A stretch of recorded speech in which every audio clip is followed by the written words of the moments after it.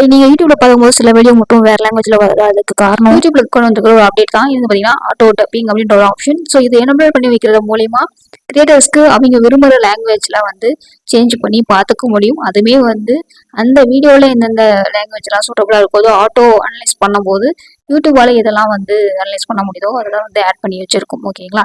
So நம்ம பேசுகிற language தமிழாக இருந்தாலும் அது ஆட்டோமேட்டிக்காக அனலைஸ் பண்ணி சில லாங்குவேஜஸ் ஆட் பண்ணி வச்சுருக்கும். ஸோ நம்மளுக்கு தேவை அப்படின்னா பார்க்குற வியூவர்ஸ் அவங்களுக்கு தேவையான லாங்குவேஜில் அதை சேஞ்ச் பண்ணி பார்த்துக்கலாம். அதுக்கான அப்டேட் தான்.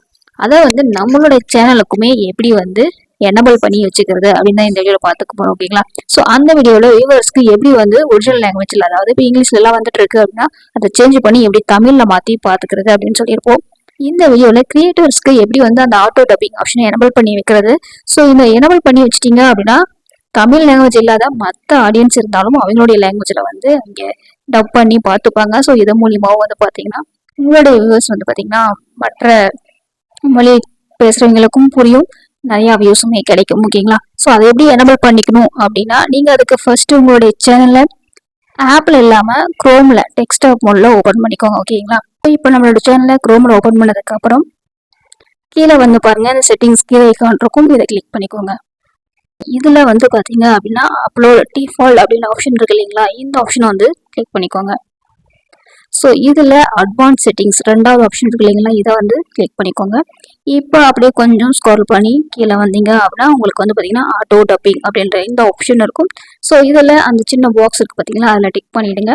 அது கீழே இன்னொரு ஆப்ஷன் வரும். அதில் வந்து பார்த்தீங்க அப்படின்னா மெனுவில் ரிவ்யூ பண்ணிட்டு கொடுக்குற ஆப்ஷன். ஓகேங்களா? அதுலேயும் வந்து பார்த்தீங்க அப்படின்னா ஃபர்ஸ்ட் ஆப்ஷனே செலக்ட் பண்ணிக்கிங்க. ஏன்னா ரெண்டாவது ஆப்ஷன் வந்து பாருங்கள் இதில் சம் எரர் வரதுக்கான சான்சஸ் இருக்குது அப்படின்ற மாதிரி அவங்களே மென்ஷன் பண்ணியிருக்காங்க. அதனால் ஃபர்ஸ்ட் ஆப்ஷனே கொடுத்துக்கோங்க. எக்ஸ்பெரிமெண்ட் ஆல் லாங்குவேஜுக்குமே பண்ணுற மாதிரி சம்திங் மென்ஷன் பண்ணியிருக்காங்க. பட் ரெண்டாவது ஆப்ஷனில் வந்து பார்த்தீங்கன்னா சம் எரர் வரலாம் அப்படின்ற மாதிரி கொடுத்துருக்காங்க.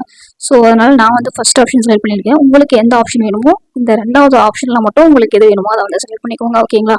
ஸோ ஆப்ஷன் இதுதான். இந்த ஆட்டோ டப்பிங் ஆப்ஷன் வந்து ஜஸ்ட் டிக் பண்ணிவிட்டு ரெண்டாவது ஆப்ஷன் எனபிள் பண்ணிட்டீங்க அப்படின்னா உங்களோட வீடியோக்கும் வந்து பார்த்தீங்க அப்படின்னா இந்த ஆட்டோ டப்பிங் அவைலபிளாக இருந்துச்சு அப்படின்னா யூடியூப் தரப்புலேருந்து அனலைஸ் பண்ணிவிட்டு உங்களுக்கு எனபிள் பண்ணிடுவாங்க.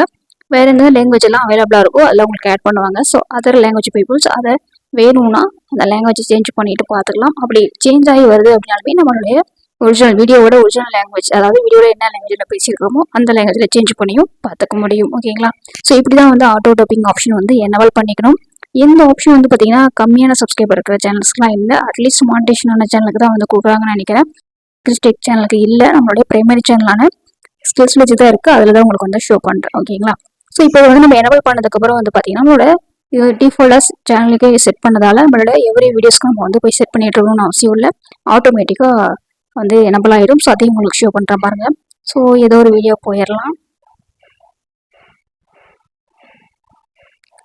போனதுக்கப்புறம் எடிட் ஆப்ஷன் போய்க்கோங்க.